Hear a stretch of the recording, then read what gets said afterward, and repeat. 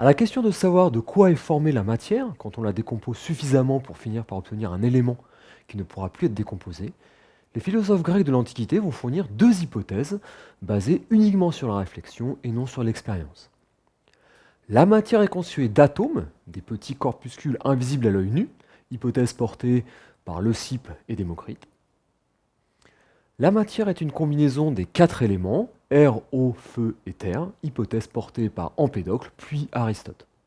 Mais c'est la théorie des quatre éléments qui sera retenue durant 2 millénaires, et au cours du Moyen Âge, l'alchimie va se développer en s'appuyant sur cette théorie. Passons donc directement au XVIIe siècle. Au milieu de ce XVIIe siècle, Jean-Baptiste van Helmont va être l'un des premiers chimistes à introduire l'utilisation de la balance et donc l'expérience quantitative en chimie. Dans son livre posthume, publié en 1648, il décrit une expérience quantitative sur la pousse d'un arbre qu'il a réalisée afin de remettre en cause la théorie des quatre éléments. Voici comment il a procédé. Dans une quantité de terre isolée et dont il a mesuré la masse à l'avance, il fit pousser un saule en n'y ajoutant que de l'eau. Il mesura la masse de terre restante, constatant une perte de 57 grammes, et la masse de l'arbre, 74 kg. Il interprète ces résultats en disant que l'arbre ne tire pas sa substance de la terre, puisqu'elle n'a perdu que 57 grammes, mais il la tire de l'eau, qui se transforme donc en terre, l'arbre étant apparenté à l'élémentaire en chimie. L'eau se transformant en terre, Van Helmont conclut que ni l'eau ni la terre ne sont des éléments.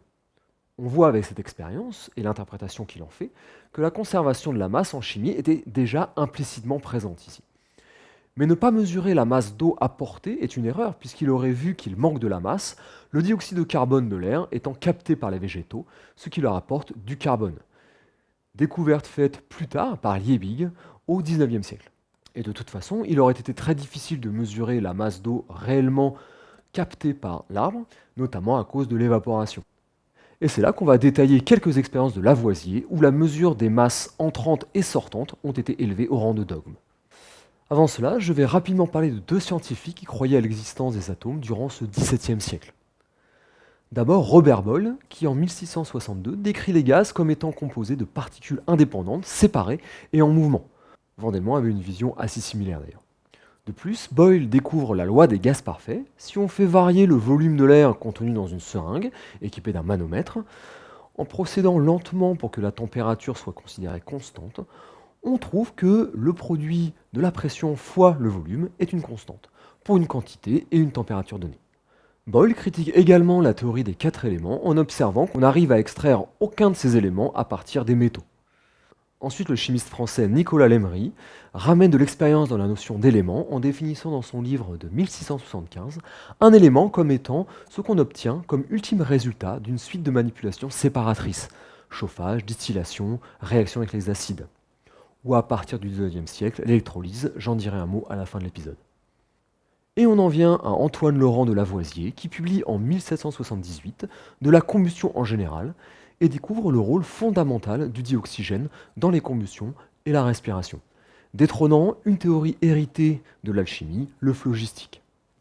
Le phlogistique étant une substance qui était censée se libérer lors des combustions, sauf que lorsqu'on brûle des métaux, on obtient un oxyde de métal qui a une masse plus élevée que le métal de départ, ce qui ne colle pas avec une substance qui est censée s'échapper, ce que remarqua Lavoisier ainsi que quelques chimistes avant lui. Comme je le disais tout à l'heure, il donna un caractère fondamental et explicite à la conservation de la masse en chimie et pesa systématiquement les entrées et les sorties de matière, ce qui manqua à beaucoup de chimistes avant lui, dont Van Helmont, on vient de le voir. Intéressons-nous à ces expériences de décomposition et recomposition de l'air et de l'eau qui réfutèrent définitivement la théorie des quatre éléments. Pour la décomposition de l'air, il calcina différents métaux dans l'air et mesura précisément la masse de métal avant et après calcination, s'aperçut que le dioxygène disparaissait de l'air et qu'il se fixait sur le métal, expliquant le gain de masse. Il chauffa ensuite l'oxyde de métal obtenu et récupéra le gaz qui s'en échappa. Ce gaz, indispensable pour la combustion et pour la respiration, il le nomma oxygène, qui sera renommé bien plus tard dioxygène. Il remarqua que le gaz restant dans l'air n'entretenait pas les combustions ni la respiration. Il sera nommé plus tard le diazote. Par ses expériences maintes fois répétées, notamment avec différentes substances, il conclut que l'air est constitué d'un cinquième de dioxygène et 4/5 de diazote en volume. Et lorsqu'il recombina ces deux gaz, il retrouva toutes les caractéristiques de l'air ordinaire. Pour la décomposition et la recomposition de l'eau, je vais un peu simplifier, notamment en utilisant les unités modernes et des valeurs simples.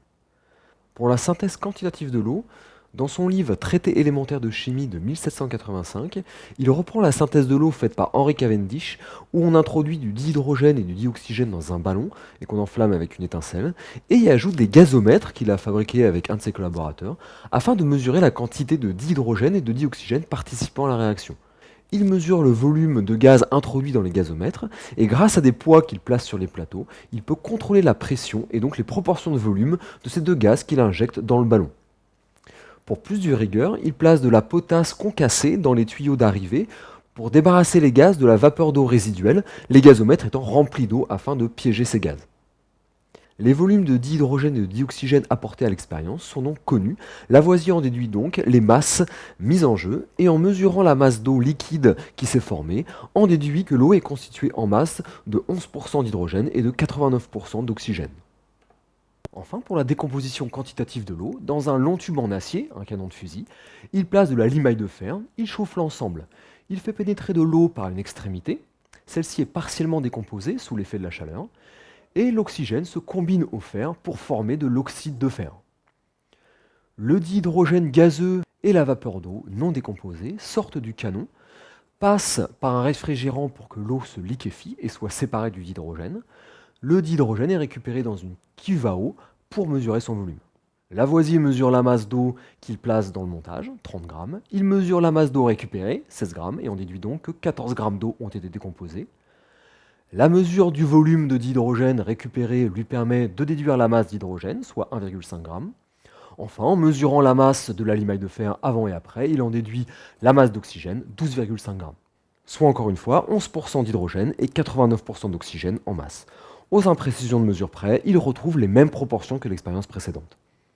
L'air et l'eau n'étant plus des éléments, la théorie des 4 éléments est définitivement abandonnée.